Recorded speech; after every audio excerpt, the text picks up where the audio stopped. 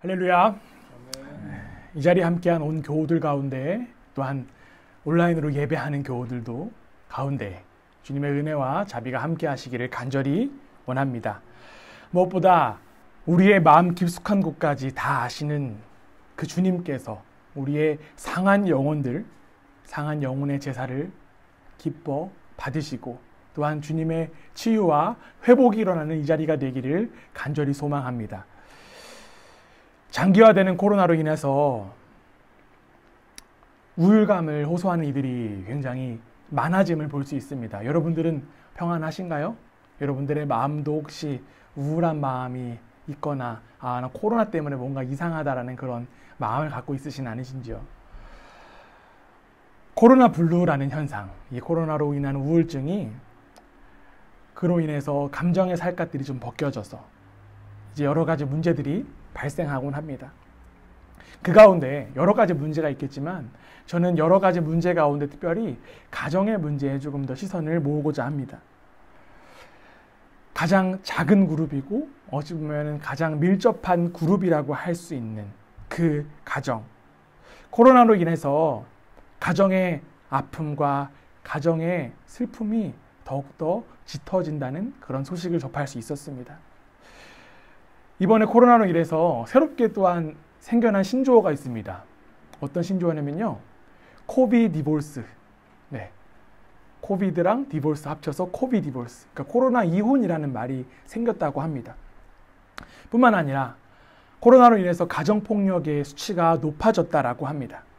그러나 이는 가정폭력의 신고를 마음 놓고 할 수 있는 국가에서만 해당되는 이야기입니다. 우리 대한민국 같은 경우에는요, 오히려 가정폭력의 수치가 줄었다고 합니다. 왜 그럴까요? 가족이 집에서 모여서 더 화목하게 지내서 그럴까요? 그렇지 않습니다. 너무 가까이 있다 보니 신고할 수 있는 시간과 신고할 수 있는 여력이 나지 않기 때문에 오히려 가정폭력 신고가 줄었다라는 전문가들의 의견이 있습니다. 또한 가정폭력뿐만 아니라 최근 가정에서 화두가 되고 있는 문제가 하나 더 있죠. 어떤 게 있을까요? 아동 학대가 있습니다. 얼마 전 어린아이가 거짓말을 한다는 이유로 여행 가방에 가두어 죽게 하는 일들이 벌어져서 세상을 아프게 했고요. 또한 어린아이의 버릇을 고친다고 뜨겁게 달구어진 후라이팬에 손을 짓눌러 베게 만들기도 하고 쇠줄을 목에 감아놓기도 하는 일들이 벌어졌습니다. 아이들의 이동이 제한되다 보니 아이들이 학교를 못 가다 보니까요. 아이들을 확인할 수 있는 그런 시선이 줄어들게 되었습니다. 선생님들도 확인할 수 없고요. 학원에서도 확인할 수 없는 그런 상황에 놓여 있습니다. 사실 우리는 이런 이야기를 들으면서 참 혀를 차면서 안타깝지만 사실 이런 이야기는 먼 곳에 먼 나라의 이야기만은 아닙니다. 우리 주변에 우리 가운데 일어날 수 있는 일들입니다. 이 모든 일들이 코로나 때문이야 라고 그냥 정리될 수 있을까요? 사실 가정폭력과 아동학대의 문제는 코로나로 인하여서 더욱 증가된 것뿐이지 하루 이틀 만의 문제는 아니었습니다. 가족이라고 하는 것은 사랑의 만남으로 이루어졌어요. 사랑에서 부부가 되었고요. 사랑에서 자녀들이 태어났습니다. 그런데 아이러니하게도 사랑이라는 표현으로 사랑이라는 단어로 포장되어 폭력이 이루어집니다. 사랑해서 이러는 거야 라는 말로 폭력을 정당화합니다. 사랑하기 때문에 연인을 폭력한다고 하는 데이트 폭력도 여전히 많습니다. 도대체 그들이 말하는 사랑은 무엇일까요? 그들이 말하는 사랑은 도대체 무엇이길래 그런 사랑의 결과물이 나오는 것일까요? 사회까지 나아가지 말고요. 우리 교회를 한정두고 함께 이야기 나눠봤으면 좋겠습니다. 교회는 하나님이 우리를 먼저 사랑하셔서 서로 사랑하게 된 사람들이 모인 곳이 바로 교회입니다. 사랑에 대해서 가장 많이 이야기하고 사랑에 대해서 가장 많이 접하는 곳이 바로 교회일 것입니다. 하나님은 당신을 사랑하십니다. 사랑합니다. 축복합니다. 라는 그런 이야기들, 그런 문장들이 교회 곳곳에서 볼 수 있습니다. 즉, 교회는 사랑의 전문가들이 모인 곳이라고 해도 과언이 아닙니다. 여기 모인 여러분들이 한 사람 한 사람이 다 사랑의 전문가라는 것입니다. 여러분들 과연 정말 사랑의 전문가들이 맞습니까? 여러분들이 사랑의 전문가가 맞기 때문에 이 자리에 함께 한다고 생각하니까 사랑의 전문가인 여러분들께 함께 다시 한 번 더 질문해 드리겠습니다. 도대체 사랑 어떻게 해야 되는 것일까요? 사랑은 어떻게 해야 되는 걸까요? 교회는 분명하게 사랑의 전문가 집단이어야 되지만 불행하게도 우리는 사랑에 대해서 하나님보다 말씀보다 다른 곳에서 배우고 다른 곳에서 영향을 많이 받습니다. 사랑을 뭘로 배웠을까요? 글로 배우기도 하고요. 그렇죠? 또한 사랑의 영향을 많이 받은 게 영화나 드라마가 있을 것입니다. 그래서 이런 대사들이 우리의 삶 가운데 깊숙이 들어와서 일그러진 그런 사랑을 정당화하기도 합니다. 이런 대사가 유행했었죠. 사랑에 빠진 게 죄는 아니잖아. 네, 다들 들어보셨을 거예요. 안타깝게도 학습된 사랑이 진짜 사랑인 양 알고 우리는 사랑하고 있습니다. 사랑의 필요함은 알지만 어떻게 하는 사랑이 옳은 사랑인지, 어떻게 하는 사랑이 잘하는 사랑인지는 모르고 그냥 내가 알고 들어왔던 대로 내 느낌대로 사랑합니다. 다시 한 번 더 여러분들께 묻기 원합니다. 여러분은 사랑을 무엇이라고 정의하시겠습니까? 사랑은 무엇이다 라고 하면 여러분은 그 사랑에 대해서 어떻게 정의할 수 있으십니까? 여러분들께 한번 묻겠습니다. 네, 여러분 어떻게 생각하세요? 사랑은 무엇이다? 다들 각자 생각이 있을 것입니다. 여러분들께 이 질문을 드리고 답변을 받지는 않겠습니다. 여러분들이 또 눈이 심하게 또 떨리는 모습이 보이기 때문에. 우리가 오늘 함께 읽은 말씀은요, 고린도전서 13장입니다. 고린도전서 13장은 소위 사랑장이라고 불리는 말씀입니다. 사랑에 대해서 이처럼 아름다운 문장으로 묘사한 글도 별로 없을 것입니다. 그래서 이 구절로 만든 찬양도 있습니다. 어떤 찬양이 있죠? 사랑은 언제나 오래 참고, 이런 찬양이 있죠. 제가 못하겠네요. 네, 이런 찬양도 있습니다.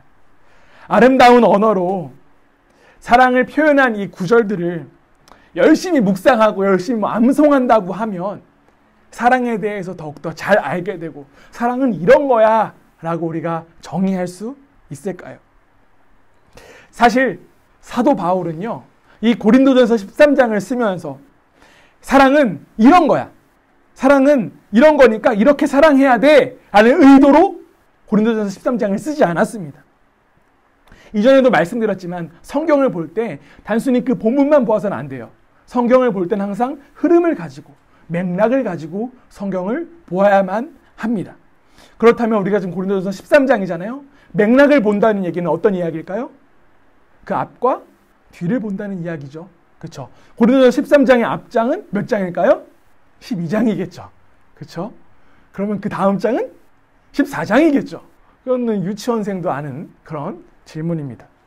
그렇다면 고린도전서 12장에는요, 이런 이야기가 나옵니다. 은사에 대한 이야기가 나와요. 은사. 하나님께서, 성령님께서 주시는 은사. 그리고 13장 바로 14장에는 방언에 대한 이야기가 나옵니다. 당시 고린도 교회는 은사가 가득한 그런 교회였습니다. 그래서 고린도전서 12장 7절에 따르면요, 고린도 교회에 대해서 이렇게 이야기합니다. 각 사람에게 성령을 나타내 주시는 것은 공동 이익을 위한 것입니다. 성령은요, 공동 이익을 위해서 은사를 주신다라고 이야기했습니다. 고린도 교회가 받은 은사는 각자 개인이 받은 은사가 아니라 공동 이익을 위해 받은 은사였습니다. 은사가 많다는 것이 문제가 된 것은 아니었습니다. 그러나 은사가 반드시 공동의 유익을 위해 사용되어야만 문제가 없는 거겠죠. 그런데 고린도 교회는 안타깝게도 공동의 유익보다는 각자 이익을 위해서 은사를 사용했었음을 우리는 이 사도 바울의 권면을 통해서 알 수 있습니다. 특별히 14장에서 나오는요, 이 방언. 방언은 은사 중에서 가장 고린도 교회를 시끄럽게 만드는 은사 가운데 하나였습니다. 사도 바울이 이제 은사에 대한 이야기를 하는데 13장에서 사랑에 대한 이야기를 갑자기 하는 것은 뜬금없이 그냥 이야기하는 것이 아니라 은사와 사랑의 관계, 방언과 사랑의 관계들에서 이야기를 함을 우리는 볼 수 있다는 거예요. 단순히 사랑은 이런 거야 이렇게 사랑해가 아니라 공동체 안에서 공동의 유익 안에서 이 사랑에 대한 이야기를 했음을 우리는 확인할 수 있어야 된다는 거죠. 사도 바울은 먼저 13장 1절에서 3절에서 사랑이 배제된 행위에 대한 이야기를 합니다. 어떠한 위대한 일을 해도 사랑이 없다면, 사랑이 배제된다라면 그 일은 결코 기독교적인 것이 아님을 이야기합니다. 성령님께서 주신 은사를 잘 사용하는 길은 사랑밖에 없다라는 거예요.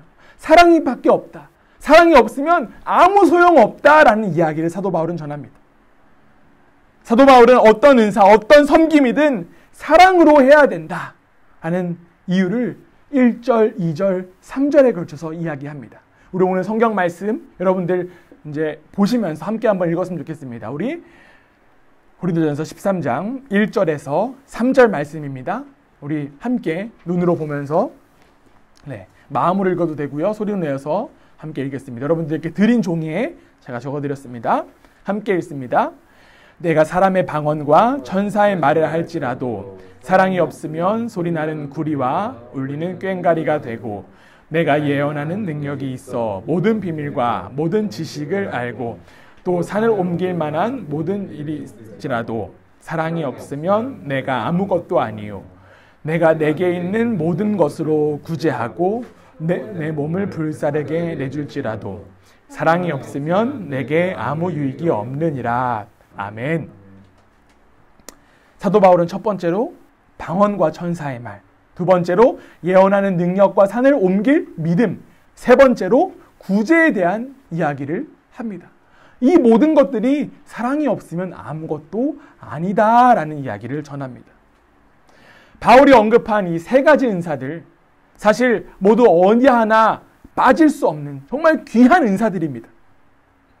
이 세 가지 은사들은 앞서 제가 말씀드렸던 고린도전서 12장 7절에서 나와 있듯이 공동의 유익을 위해서만 사용되어야만 합니다.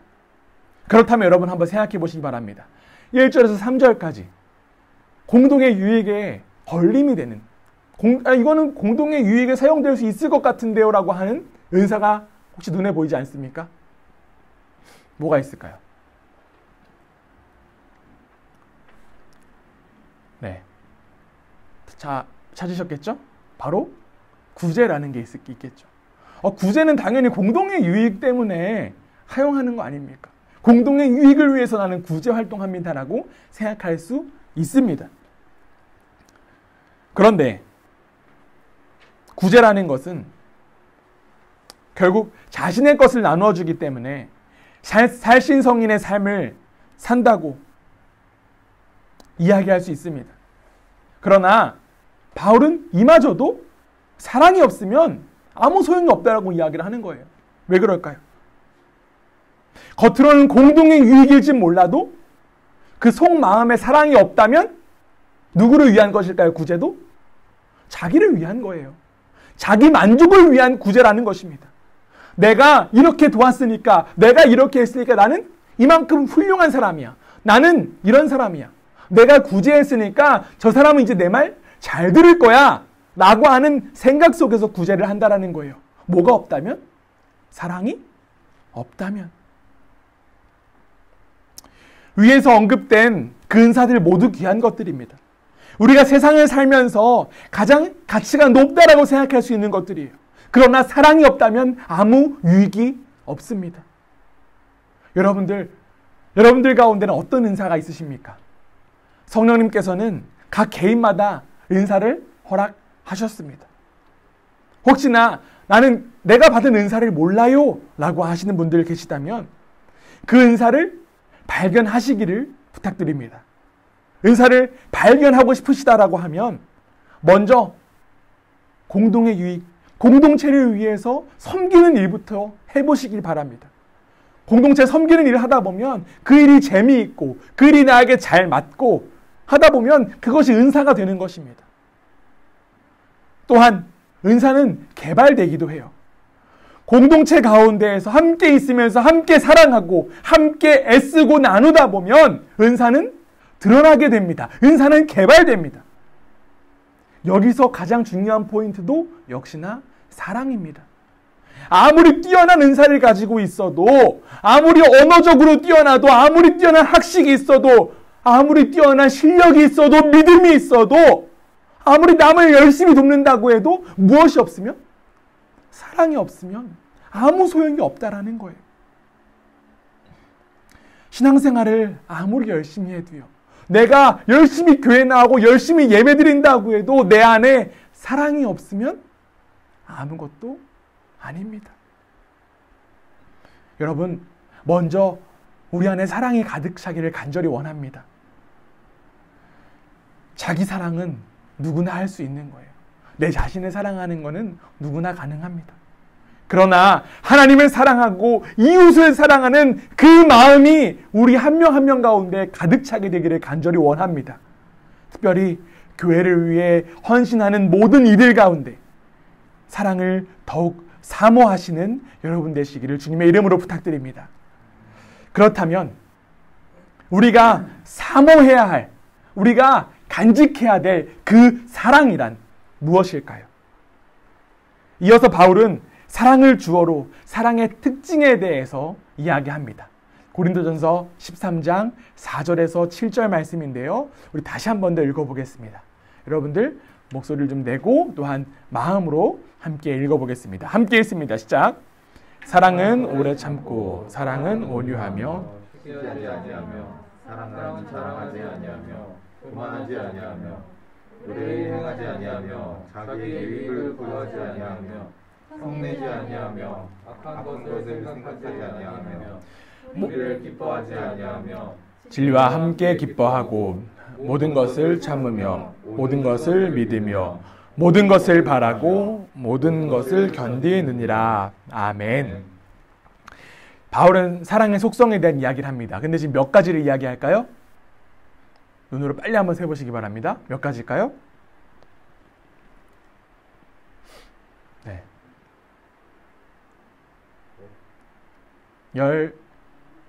15가지. 네. 틀릴까봐 조마조마했어요. 15가지의 사랑의 속성에 대해서 이야기를 합니다. 사랑만이 절대적으로 온전하다라는 이야기를 하는 거예요. 사실 우리가 이 사랑의 15가지 속성을 읽으면서 참 마음에도 감동이 있고 잔잔한 울림이 있습니다. 바울이 이야기한 이 사랑의 15가지 속성은요, 사실 마지막 7절 모든이라고 하는 표현이 들어간 4가지로 정리를 할 수 있어요. 또한 그 4가지는 2가지로 요약이 될 수 있습니다. 첫 번째로 사랑은 모든 것을 참고 모든 것을 견딘다. 요즘 말로 하면 참고 견디는 거 뭐라고 이야기할까요? 요즘 말로 존버한다, 그렇죠? 그런 이야기 하잖아요. 네. 근데 아무 때나 존버하는 거 아니에요, 그렇죠? 언제? 인간관계 내에서, 사랑에서 우리는 참고 견딘다라는 거예요. 인간관계에서 우리가 언제 참는다라고 이야기를 합니까? 막 싸울 때 막, 야, 너가 참아. 너가 참아. 아니면 또, 아이씨, 내가 참아야지. 막 이런 이야기 간혹 하지 않습니까? 상대방의 잘못이나 허물을 덮어줄 때 참는다라는 그런 표현을 사용합니다. 사랑은 상대방이 나에게 잘못했을 때에도 참고 견디는 것이 바로 사랑입니다. 그러나 안타깝게도 대다수의 사람들은 상대방의 잘못을 덮어주기보다 상대방의 잘못을 드러내고 이야기하기 일쑤입니다. 왜 그럴까요? 상대방의 잘못을 지적하면, 상대방의 잘못을 들춰내면 내가 조금 더 나은 사람이라고 생각하기 때문에 그렇습니다. 내가 더욱더 인정받고 싶기 때문에 그렇습니다. 특정 분야만을 이야기해서 좀 불편하게 들릴 수도 있지만 이게 뭐 특정 분야만 이야기 아니라 모든 분야 이야기 가능한 이야기입니다. 여기에 저 빼고 다 음악 하시는 분들이니까요. 지금 이런 생각이 들 수도 있을 것 같아요. 제가 음악을 안 하니까. 음악 하시는 분들은 왜 서로를 인정하지 못하고 저 깎아내릴까 하는 그런 생각을 해본 적이 있습니다. 사실 어느 분야에도 마찬가지거든요. 그런데 그런 생각을 하면서 제가 어떤 분께 이런 질문을 좀 해봤습니다. 음악 하시는 분들 왜 이렇게 인정 못하는 모습들이 있나 라는 그런 질문을 해봤습니다.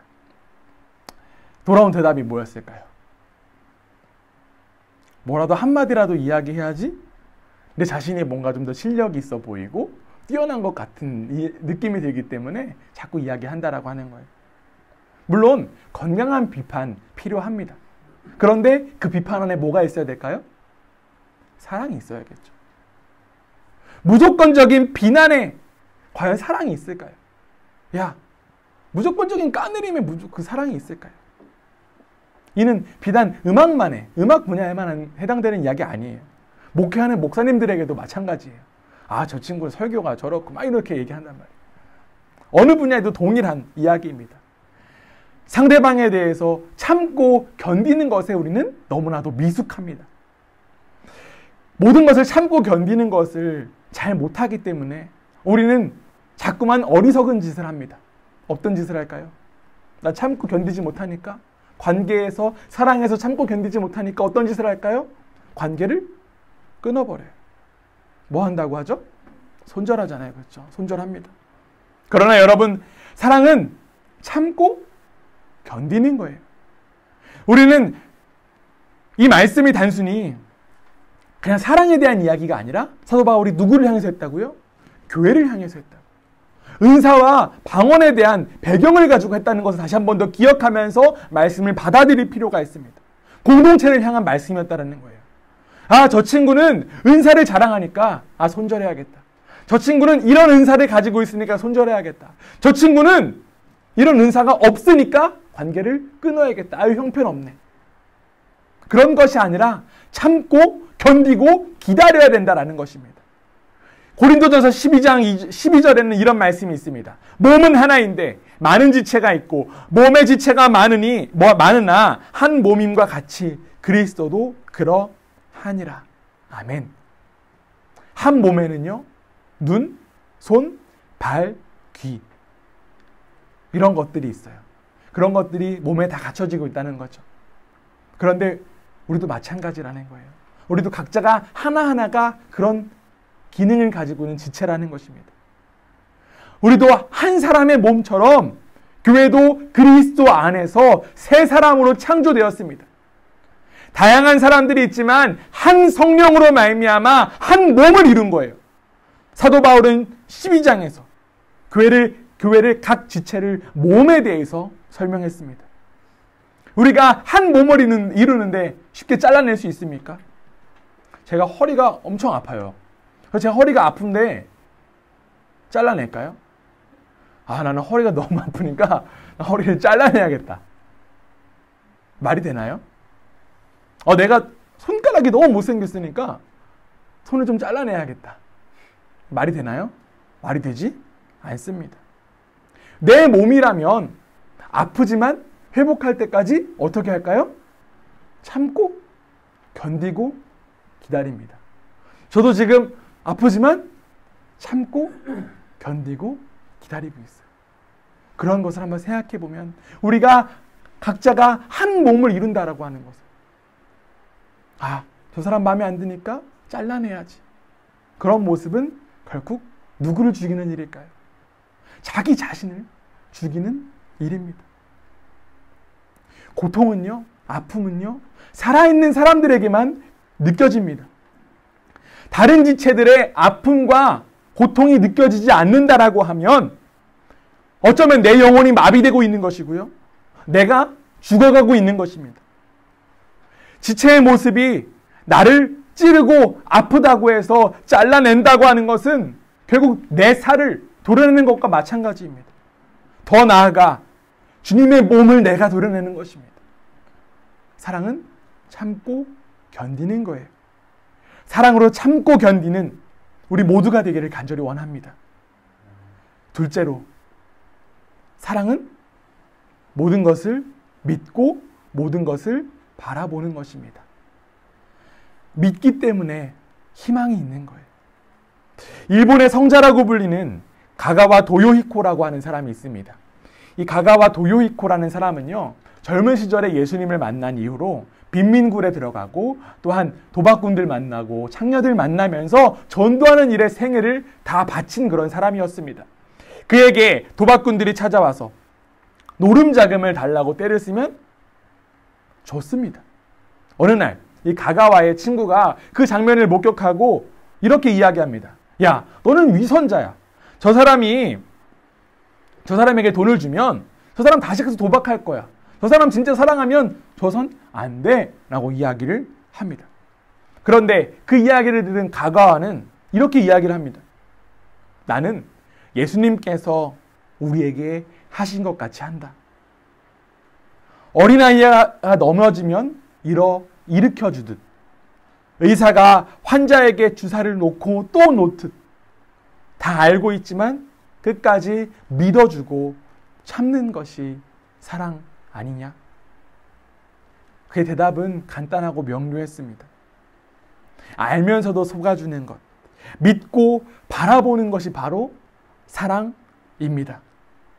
그러나 안타깝게도 사람들은 그 사랑을 받아주면 참 좋겠지만 아까 그 도박꾼들처럼 그 사랑을 어떻게 할까요? 이용하려고 하겠죠. 그리고 자꾸 이용당하다 보면 그 사랑을 실천하려고 하다가도 지치고 쓰러지고 낙심하게 됩니다.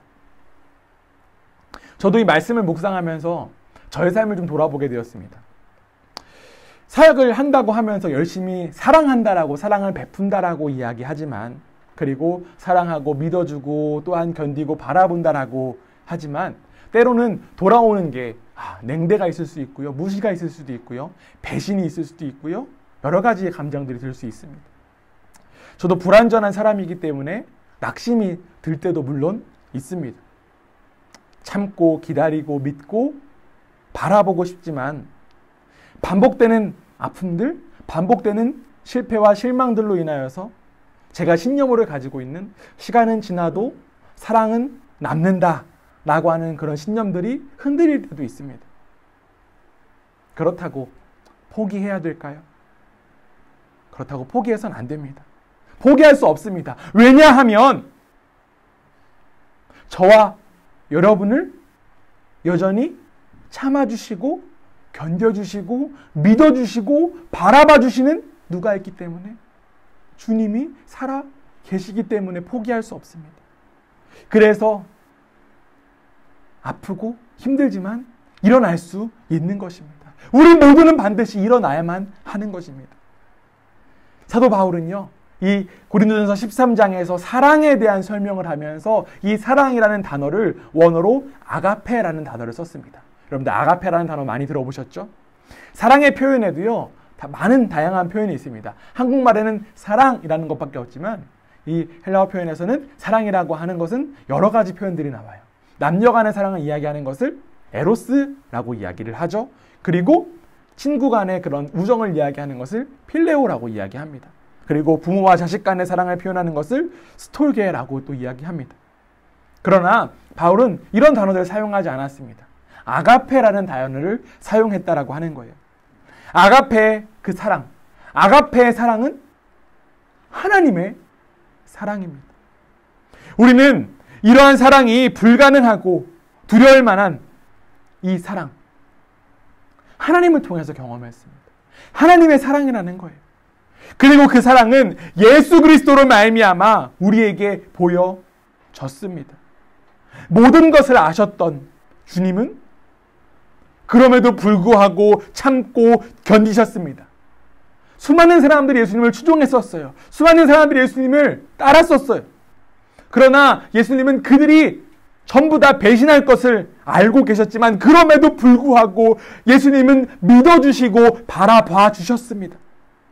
그리고 예수님은 마침내 사랑 때문에 자신의 몸을 십자가에 맡기셨습니다.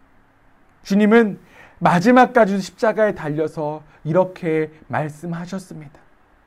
아버지, 저들을 사하여 주옵소서. 자기들이 하는 것을 알지 못하나이다. 죽음의 자리에서까지 참고 견디고 믿어주시고 바라봐주신 주님의 외침이 우리를 향해 울립니다.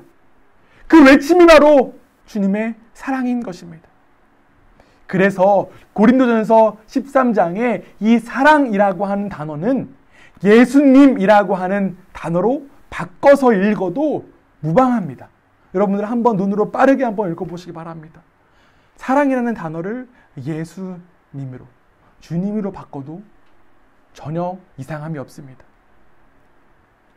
주님의 그 사랑은 나를 위한 사랑이었고 우리 모두를 위한 사랑이었습니다.